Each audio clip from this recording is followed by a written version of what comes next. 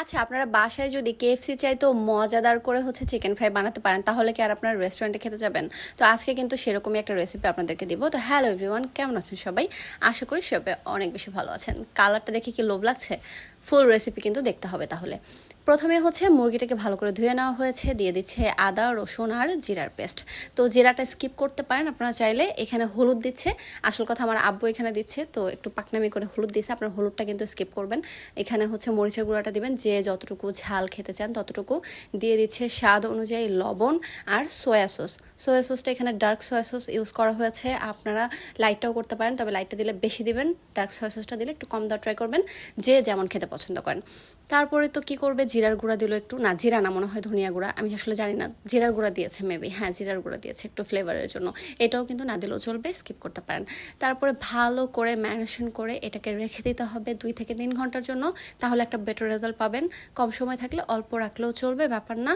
তারপরে এইরকম একটা বড় সসপ্যানের মধ্যে ময়দা নিয়ে নেবেন। ময়দা নেওয়া হয়ে গেলে ময়দার মধ্যে দিয়ে দিবেন ঝাল, মানে মরিচের গুঁড়া। ঝালটাও যে যার স্বাদ অনুযায়ী দিবেন। তো আমরা যেহেতু সব কিছুতে আসলে ঝাল বেশি খেতে পছন্দ করি, তাই আমরা এখানে মরিচের গুঁড়াটাও বেশি দিয়েছি। জাস্ট এখানে লবণ দিয়ে দিলেই কিন্তু এই ময়দার মিশ্রণটাও রেডি।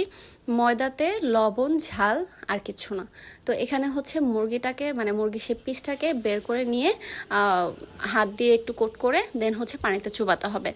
পানিতে সবগুলো পিস আপনার কোট করা হয়ে গেলে দেন সবগুলো একসাথে চুবাবেন। এই ট্রিক্সটা ফলো করলে ভালো হবে, নয়তো একটা আগে চুবাইলে আরেকটা পরে চুবাইলে একটা বেশি ভিজবে আর একটা কম ভিজবে। তো এইভাবে এখন আবারও সব কয়টা চিকেনকে আরেকবার আটার মধ্যে চুবাতে হবে।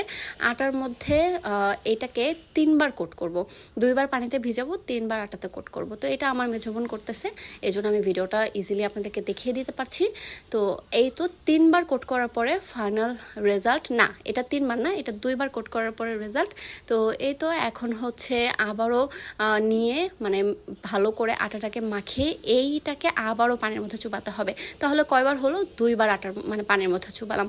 আপনারা চাইলে আরও একবার চুবিয়ে জিনিসটাকে আরেকটু মোটা করতে পারেন, তবে আমার কাছে মনে হয় যত লেয়ারটা মোটা হবে তত বেশি মজা লাগে, কারণ আটার লেয়ারটা খেতে কিন্তু বেশি মজা লাগে।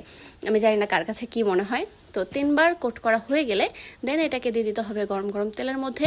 তেলটাকে মিডিয়াম গরম করে নিতে হবে, বেশি গরম করতে যাবেন না, তাহলে কিন্তু ওপরটা পুড়ে যাবে আর ভিতরটা হবে না। তো অল্প আছে, এটাকে অল্প আছে না, প্রায় মিডিয়াম আছে, এটাকে ভেজে নিতে হবে। দেখেন তো দোকানের চিকেন ফ্রাইয়ের থেকে কি কোনো অংশে দেখতে কম মনে হচ্ছে? আমার কাছে তো মনে হচ্ছে দোকানে যেরকম বিক্রি করে ঠিক সেই রকমই।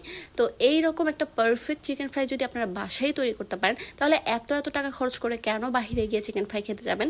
তো আমার রেসিপিটা ভালো লাগলে অবশ্যই শেয়ার করবেন, আর হ্যাঁ কমেন্টে জানাবেন আপনাদের কাছে কি আসলে এটাকে পারফেক্ট মনে হয়েছে কিনা আর সহজ মনে হয়েছে কিনা। ভিডিওটা কিন্তু শেয়ার করে অন্য একজনকে দেখার সুযোগ করে দিতে হবে, তাহলে এত সুন্দর সুন্দর রেসিপি আমরা আপনাদেরকে কেন দিব বলেন?